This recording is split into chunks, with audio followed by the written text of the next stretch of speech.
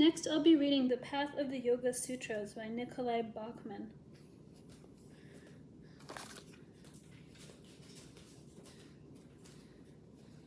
Chapter 27, Ashtanga, the 8 limbs of yoga.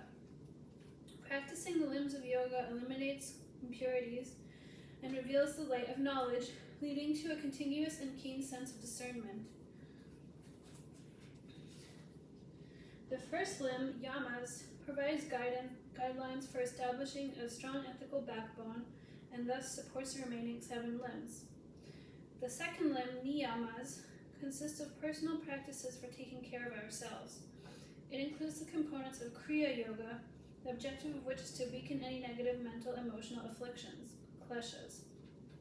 The third limb, which is the most well-known and commonly practiced, is asana, which serves to prepare the physical body for seated meditation. Breath regulation, pranayama, is the 4th limb, serving to remove any obstructions in the flow of our life force. The 5th limb, turning out sensory distractions, pratyahara, naturally occurs as a side effect of breath regulation in the final 3 limbs, the inner limbs. The final 3 limbs are stages of the process of turning inward, samyama. Dharana is choosing and focusing on an object. Dhyana is extending the duration of focus. And finally, in samadhi, the object receives our complete attention. The 8 limbs of yoga provide a solid framework for living a moral, healthy, and peaceful life. Naturally, our outer thoughts, words, and actions directly affect our inner state and vice versa. Cleaning our sacred body, breath, and heart-mind from the inside and the outside out and the outside in, purifies, refines, and prepares us for the ecstatic connection with our divine inner light of awareness, which is our true nature.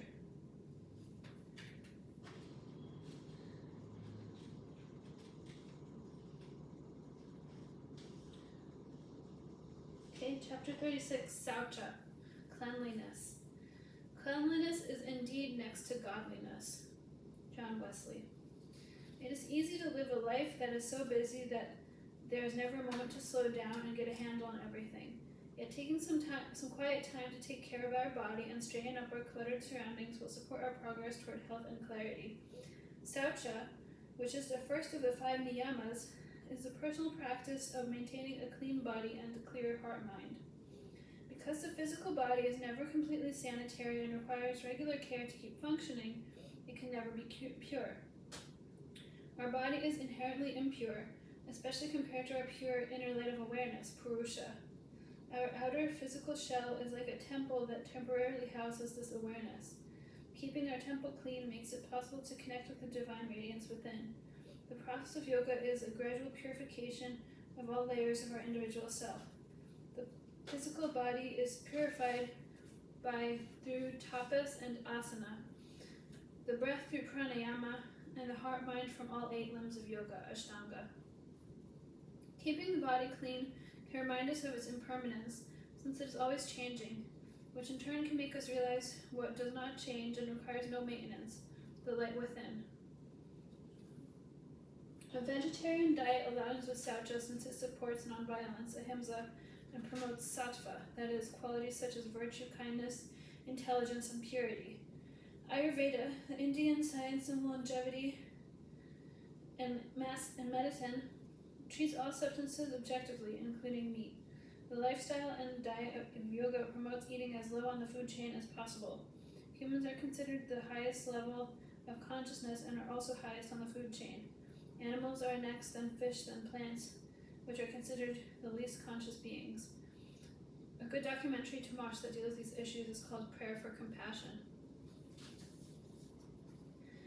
Our outer and inner cleanliness are important for maintaining our health and sanity. Sauca leads to a heart-mind that is sattvic, happy, focused, not distracted by sensory perceptions, and ready for experiencing the light within.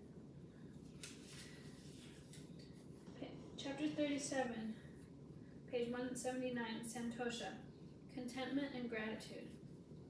Contentment makes poor men rich. Discontentment makes rich men poor. Benjamin Franklin. True inner happiness rests upon feeling content with who we are right now. Our outer form is in flux around a deeper and permanent light of awareness, purusha. Complete satisfaction, contentment can be experienced when our heart-mind field of consciousness, chitta, rests quietly in this awareness. Santosha, which is the second of the 5 niyamas, is being grateful for what we have and content with who we are and where we are in life. According to the Sutras, when Santosha is present, unexcelled happiness pervades our being. This feeling of contentment is not the same as when we feel we have everything we ever wanted in terms of possessions, a partner, and an ideal job. Those things cannot change. True Santosha comes from the understanding that who we really are at the core is none other than that light of awareness that all beings share. The opposite of Santosha is discontent or dissatisfaction, a form of suffering, dukkha.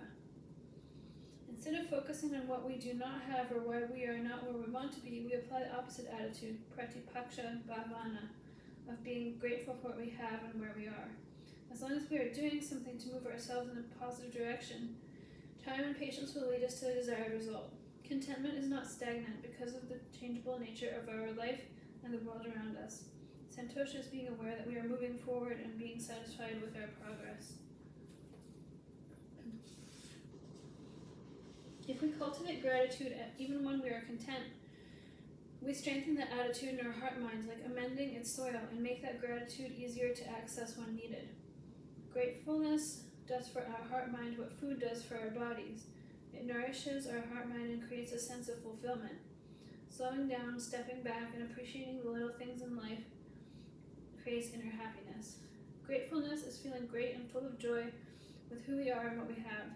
There will always be people with more or fewer possessions than us. Keeping up with the Joneses is an exercise in discontent. Knowing that everyone shares the same divine inner light of awareness can shift our attention away from external material assets and toward the culmination of our own inner happiness.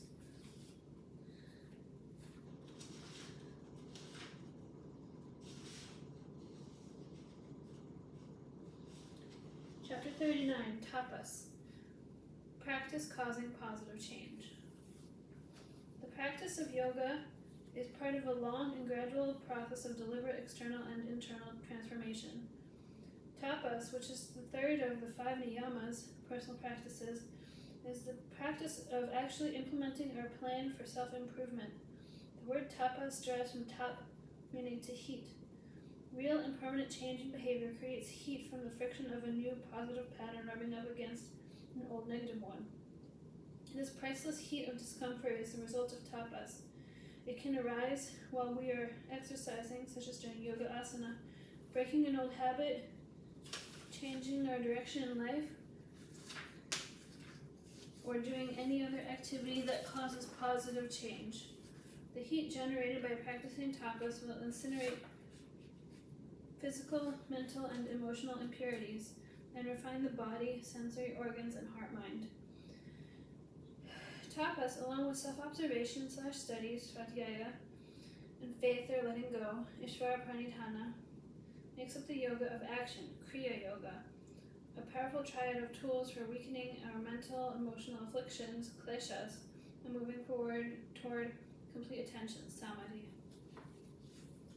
Change is an inevitable quality of nature, drishya, and stagnation goes against nature's ebb and flow. In our body, muscles tighten up, opinions become rigid, and habits solidify. Tapas causes heat and thus change, and therefore can prevent obstructions from forming in our body, heart, breath, and heart-mind. If we are aware that the discomfort is good for us, it becomes a desirable effect and may encourage continued practice. Tapas includes consciously challenging long-standing patterns of behavior, samskaras, and gradually burning them up, resulting in spiritual and physiological growth. Opening up to new ideas and behavior also creates heat as the circuits in our brain are rewired. Any tapas that is harmful to ourselves or others violates the principle of ahimsa, non-harming.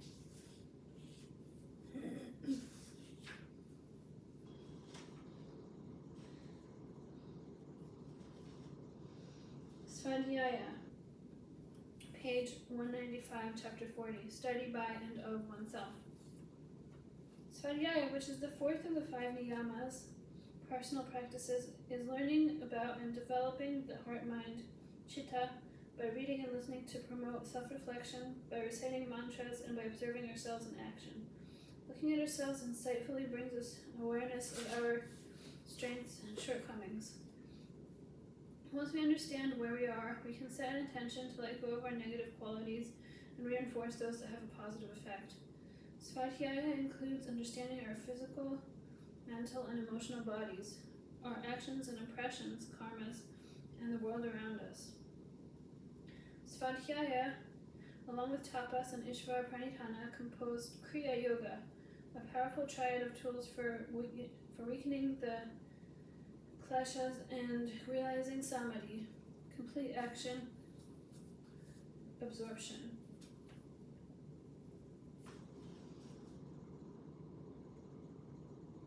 Tapas, practice causing positive change, naturally leads to Svadhyaya as we observe the changes happening and adjust our practice or behavior to maintain our desired direction. Tapas informs Svadhyaya and vice versa.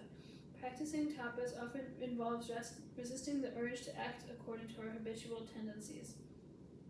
This resistance may heat us up during the course of the interaction.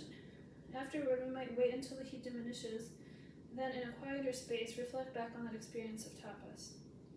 During the practice of self-observation, we can ponder what causes us and those around us suffering by asking ourselves, in what situations do I react and why? How much of my response is automatic, controlled by my past, raga and dvesha? What are my habitual tendencies, samskaras? How do my actions or reactions affect the outcomes? How can I convert negative outcomes to positive outcomes? Traditionally, Svadhyaya meant learning and repeating a mantra chosen by our teacher for us and studying the sacred texts that guide us inward, like the Vedas, Upanishads, or Bhagavad Gita. The mantra Om is the most common mantra, and its repetition connects us with Isvara. If we have chosen a deity to relate to, then a mantra to that deity affects the energetic link between us and it. For example, the Hindu god Ganesha represents the energy of abundance and the clearing away of obstacles. Chanting a mantra specifically to Ganesha will connect us to that energy and help bring it to life, into our life.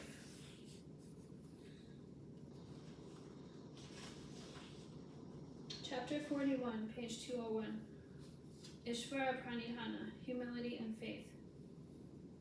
Belief in a higher power, in a power higher and more subtle than ourselves, is fundamental to most religions.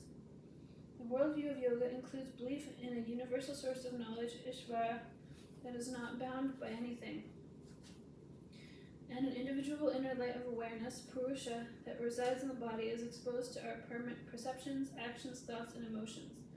Isvara-Pranidhana is the personal practice, Niyama, of deep respect for, admiration of, and faith in a higher inner knowledge. A clear and receptive heart-mind promotes insight into this omniscience. Isvara-Pranidhana, along with Tapas and Svadhyaya, compose Kriya Yoga, a powerful triad of tools for weakening our negative patterns of behavior and realizing samadhi. Faith in the unknown can neutralize fear of the unknown. As it is said, attitude is everything. It is better to project the positive energy of optimism and faith than to expect and fear the worst.